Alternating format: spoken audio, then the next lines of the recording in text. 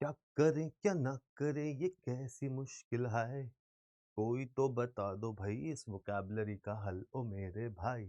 और उसी भाई के लिए आपको बताने आया है आपका ये भाई, जिसका नाम है आशीष गर्ग।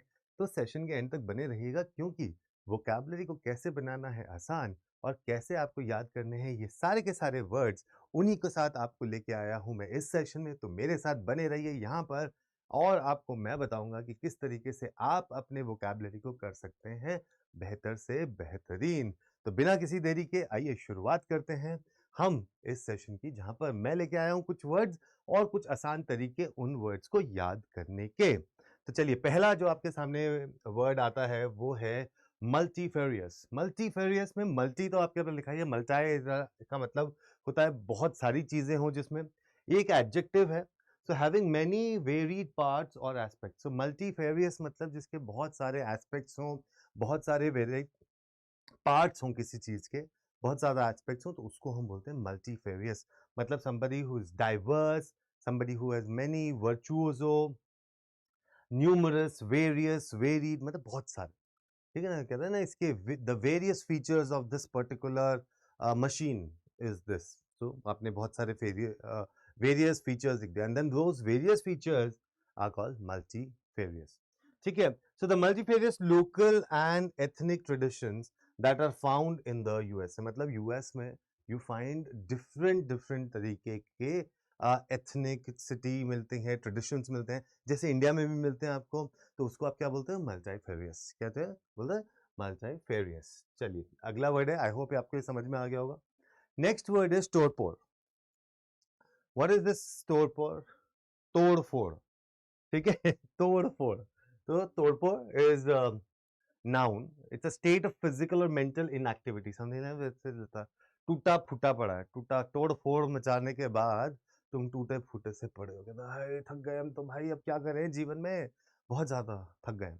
सो lethargy, टॉपिडिटी, sluggishness, inertia, inertness, inactivity, when you are just tired, when you don't want to do anything, so that is what we call as torpor, like lethargic।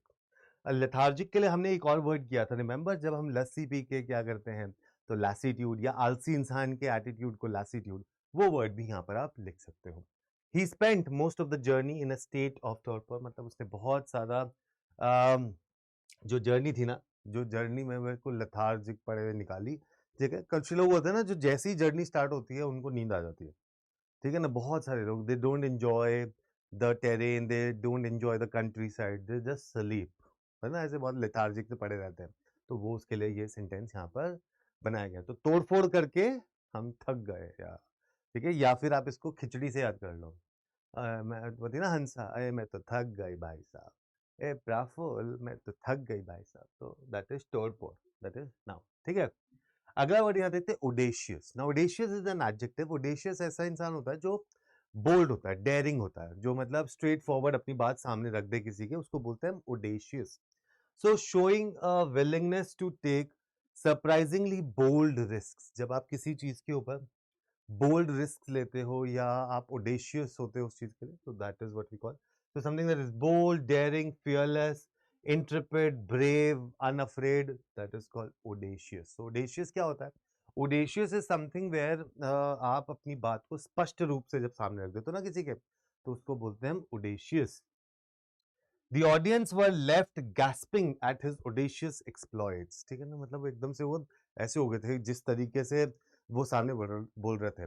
कई बार होता है ना कि एक इंसान जो चुप रहता हो और सडनली वो बहुत अपनी बात को स्पष्ट रूप से रख दे, तो आप ऐसे होते हैं, अरे ये भी बोल सकता है, ऐसे करके आता है ना दिमाग में। दैट्स कॉल्ड ओडेशियस, उसको हम बोलते हैं audacious. Next one is tenacity. Tenacity is something that is perseverance. ठीक है, and determination, pertinacity, persistent, doggedness, मतलब a quality or a fact of being able to grip something firmly, किसी की ना पकड़ बना के रखना। आप इसको कैसे कर सकते हो? जैसे तानाजी was tenacious, तो आप इस वर्ड का एक और वर्ड बना सकते हो, tenacious। So he was very firm, he was very persistent, he was very determined, he was very you know, go getter, कि भाई मुझे तो कुछ करके दिखाना है। So Tanaji was tenacious. ठीक है, तो आप इससे भी याद कर सकते हो इस वर्ड को।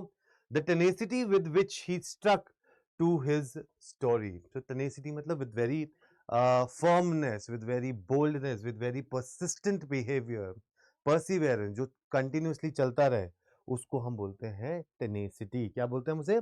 Tenacity. Next word देखते हैं apostate. Now, what do you mean by apostate? Apostate is a noun. ठीक है, apostate is a noun. So that means a person who renounces a religious or political belief or principle. मतलब somebody who is a non-conformist. मतलब ना renounces, जो छोड़ देता है इसको belief को, religious और political belief को, कहता है नहीं मैं नहीं मानता इनको. So that's called apostate. So apostate क्या होता है? Somebody who is an opposite of the state. और स्टेट यहाँ पे क्या हो गया? गवर्नमेंट हो गई, रूल्स हो गए, रिलीजन हो गया. तो स्टेट के ऑपोजिट जो हो, जो उसके विपरीत चले या उसके अगेंस्ट हो, उसको हम बोलते हैं apostate. So dissenter, heretic, non conformist, defector, deserter, जो है ना छोड़ दे सब कुछ, कहता है नहीं मैं नहीं मानता इन सब चीजों को, ये रीति रिवाज और ये सब चीजों को I don't believe in all of this what you are saying. So that is what we call as apostate. So after 50 years as an apostate, he returned to the faith. मतलब होता है ना कई बार कि आप भगवान पे से आपका विश्वास उठ जाता है और सडनली एक दिन कुछ ऐसा होता है जिसपे आप कहते हो कि मैं इतने दिनों से तुमसे रूठा हुआ था, लेकिन अब मुझे यकीन हो गया है कि जो भी होता है वो भगवान की वजह से होता है. तो that is called an apostate. से आप वापस आ गए. एपोस्टेट होता है जब आप किसी चीज को या भगवान को आप ना माने या आप कहें कि नहीं ऐसा कुछ नहीं होता, आई don't believe in the religion और rules what you are saying. ठीक है ना? So that is what is apostate. Next is discomfort. Discomfort is a verb. Discomfort क्या होता है? Something that makes you uncomfortable, uneasy सा लगता है ना. Discomforted होता है जैसे, तो ऐसे discomfort. Fit क्या है? आपको अच्छे से fit हो जाए. Dis क्या है? It's a negative root. Discomfort क्या हो गया? कि जब आप किसी चीज में uneasy हो, fidgety से होते हो, तो that is what we call as discomfort. ठीक है. सो डिस्कम्फर्ट जब आप बात करते हो, when you are talking about, so it is when you are trying to tell that you are somewhat uneasy, और या आप किसी चीज से embarrassed हो, तो उस चीज को आप बोलते हो क्या? Discomfort. So embarrass, make uncomfortable, make uneasy, abash, that's called discomfort. ठीक है. So he was not noticeably discomforted by her tone. तो मतलब उसको कुछ फर्क नहीं पड़ रहा था या फिर वो अनकंफर्टेबल नहीं था उसकी भाषा को सुन के या उसका वे ऑफ टॉकिंग को सुन के. या कई बार होता है ना कपड़ों में जब आप पहन लेते हो तो यू वर डिस्कम्फर्टेड, या फिर डिस्कम्फर्ट था आपको उसमें. So that is what we call as discomfit. ठीक है. Next one, laconic. Laconic is an adjective. Laconic होता है something that is brief, short, छोटा जिसको हम कहते हैं. So a person speech, writing style using very few words, that's called laconic. Laconic is brief, concise, terse, succinct, short, economical, elliptical. Elliptical और brief, concise होता है मतलब something this is done in a very concise manner, छोटा सा, brief में, कम शब्दों में किसी चीज ने अपने आप को बोल दिया, तो that's called laconic.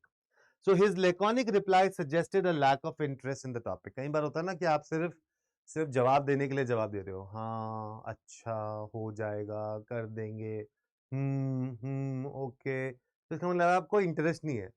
और कई बार लेकॉनिक आंसर्स तब भी आते हैं जब आप बहुत ज्यादा गुस्से में होते हैं और आपका बात करने का मन नहीं है. अच्छा, ओके, ऐसे. ठीक है. तो तब आप बोलते हो लेकॉनिक. तो laconic is something that is brief. Something that is brief. Then we have ossify. Ossify is a verb. Ossify is related to bones. ठीक है ना? So turn into bone or a bony tissue. That's called ossify. So turn into bone, become bony, harden, solidify, stiffen हो जाए, मतलब ना बिल्कुल पत्थर की तरह, बिल्कुल bone की तरह stiff हो जाए. So that's called ossify.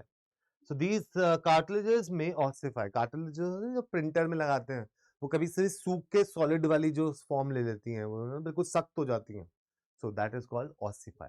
बिल्कुल ना bony situation. Bones क्या होती हैं? Hard structure होता है ना, तो वैसे ही कुछ जब hard structure बन जाता है तो that is called ossify. ठीक है. अगला is accretion. Accretion is a noun. It's mean to grow. ठीक है ना? Increase by the gradual accumulation of additional layers or matter. So accretion. So creation से आप इसे याद कर सकते हो. Creation हो रहा है अक्रिएशन हो रहा है तो मतलब देयर इज अक्रूवल हो रहा है, अक्यूमुलेट हो रहा है, ये सारे सेम सिमिलर फैमिली के वर्ड्स हैं। अक्यूमुलेट होना, इकट्ठा होना, है ना? So accumulation, collecting, gathering, amassing, accumulation, these are all the words related to accretion. So the accretion of sediments in coastal mangroves. Accretion मतलब इकट्ठा होना, the collection, the accumulation of sediments जो मैनग्रोव्स के पास थे वो बहुत सारे इकट्ठे वहां पर हो गए थे। तो accretion जब भी लिखा हो इसका मतलब है कि something has just come together and they have binded and they have become one and they have become one. So that is called accretion. क्या बोलते हैं उसे हम? It's called accretion. Then we have acumen. Acumen होता है जब आप किसी की इंटेलिजेंस के बाद या क्लेवरनेस के बारे में बात कर रहे हैं या फिर एस्ट्यूटनेस के बारे में बात कर रहे हैं या बिजनेस नो हाउ के बारे में बात कर रहे हैं या किसी की शार्प माइंड के बारे में बात कर रहे हैं, उसको बोलते हैं हम एक्यूमेन। तो acumen is a noun, the ability to make good judgments and quick decision.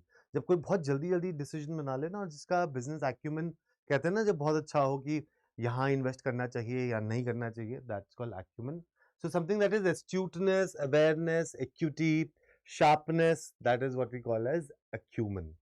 So a gullible young man with little or no business acumen. Gullible कौन होता है? जो बहुत सारी चीजों को आसानी से मान ले, ठीक है? तो जब कोई गलेबल होता है तो उसकी शार्पनेस या उसका बड़ा स्मार्ट होना के चांसेस कम हो जाते हैं, है ना?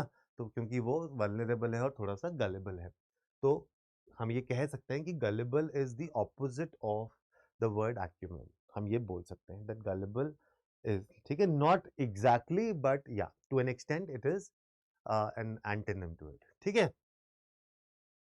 और राइट, तो चलते चलते हम आखिरी के उस तक पहुंच गए हैं। सारे वर्ड्स हमने कर लिए हैं आज के। कैसे लगे आपको ये वर्ड? अच्छे लगे? समझ में आया आपको ये सारे वर्ड? लेकिन ये याद आपको तभी रहेंगे जब आप इनका यूसेज करेंगे या कहीं लिखेंगे इनको। तो इसको लिख लीजिए, रिविजन नोट्स बनाइए, क्योंकि ये वर्ड आपको बहुत काम में आ सकते हैं आपके आने वाले सीयूईटी के पेपर में, ठीक है? तो all the best, take care और नए साल को अच्छे से यूज करो। Be happy and be contented, and trust me, you will clear your paper and reach to your dream college. Take care. Bye bye.